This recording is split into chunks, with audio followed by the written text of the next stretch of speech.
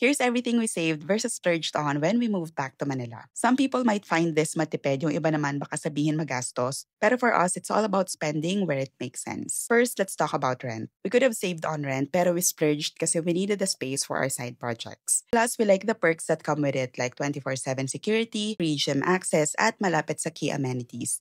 So, sulit na din for us. Next, furniture. We chose a semi-furnished unit, so we only bought the standing desk, some kitchen appliances, and skipped on everything else. We avoided the new home, new everything trap. So, we saved a lot of money by buying only what we actually use. Plus, less clutter na din at madali linisin yung bahay. Number 3, food. Deprived ako sa good food abroad, so feeling ko deserve ko to. Nag-indulge talaga kami, lalo na ng first few months. Worth it naman every bite kasi na-miss ko talaga lahat ng to. Pero ngayon, naka-budget na siya at once to twice a month na lang kami kumakain sa labas. Next, transportation. Akala ko kailangan namin bumili or magrentang sasakyan, pero kaya naman pala kahit wala, especially since we both work from home. We just take Grab or commute kapag may appointment or errand. Mas hassle minsan, pero ang laki ng natitipid namin sa gas, parking, at maintenance. Number 5, travel. We traveled to Siquijor and Baguio during our first few months, and then nung May, I even got to take my mom to Korea. Splurge siya for me, but still within budget kasi pinag-ipunan naman. Moving back wasn't about depriving ourselves, it was about choosing what makes life richer. That's it for today. Until our next Balikbayan Adventures.